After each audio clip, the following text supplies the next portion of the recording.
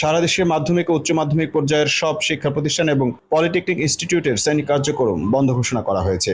মঙ্গলবার 16 জুলাই সন্ধ্যায় এক বিজ্ঞপ্তিতে এমন নির্দেশনার কথা জানিয়েছে শিক্ষা মন্ত্রণালয়। মন্ত্রণালয়ের জনসংযোগ কর্মকর্তা আবুল খায়ের বিষয়টি নিশ্চিত করেছেন। বিজ্ঞপ্তিতে বলা হয়, বিদ্যালয় ও কলেজগামী শিক্ষার্থীদের নিরাপত্তার বিষয়টি বিবেচনায় নিয়ে শিক্ষা মন্ত্রণালয়ের আওতাধীন মাধ্যমিক ও উচ্চ মাধ্যমিক পর্যায়ের সব শিক্ষা প্রতিষ্ঠান এবং পলিটেকনিক ইনস্টিটিউটসমূহের শ্রেণী কার্যক্রম পরবর্তী নির্দেশ না দেওয়া পর্যন্ত বন্ধ থাকবে।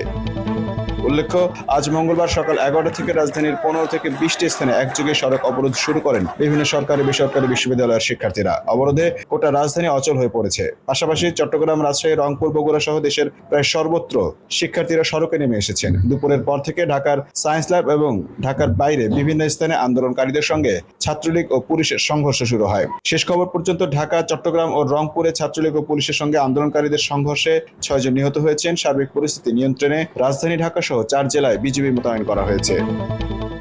সারা দেশে মাধ্যমিক ও উচ্চ মাধ্যমিক পর্যায়ের সব শিক্ষা প্রতিষ্ঠান এবং পলিটেকনিক ইনস্টিটিউটের শ্রেণী কার্যক্রম বন্ধ ঘোষণা করা হয়েছে।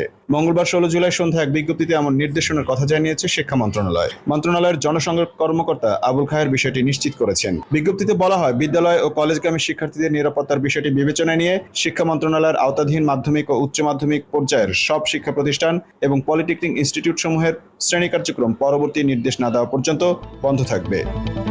উল্লেখ্য, আজ মঙ্গলবার সকাল 11টা থেকে রাজধানীর 15 থেকে 20টি স্থানে একযোগে সড়ক অবরোধ শুরু করেন বিভিন্ন সরকারি বেসরকারি বিশ্ববিদ্যালয়ের শিক্ষার্থীরা। অবরোধে গোটা রাজধানী অচল হয়ে পড়েছে। পাশাপাশি চট্টগ্রাম, রাজশাহী, রংপুর, বগুড়া সহ দেশের প্রায় সর্বত্র শিক্ষার্থীরা সড়কে নেমে এসেছেন। দুপুরের পর থেকে ঢাকার সায়েন্স ল্যাব এবং ঢাকার বাইরে বিভিন্ন স্থানে আন্দোলনকারীদের সঙ্গে ছাত্রলীগ ও পুলিশের সংঘর্ষ শুরু হয়। শেষ খবর পর্যন্ত ঢাকা, চট্টগ্রাম ও রংপুরে ছাত্রলীগ ও পুলিশের সঙ্গে আন্দোলনকারীদের সংঘর্ষে 6 জন নিহত হয়েছেন। সার্বিক পরিস্থিতি নিয়ন্ত্রণে রাজধানী ঢাকা সহ 4 জেলায় বিজিবি মোতায়েন করা হয়েছে।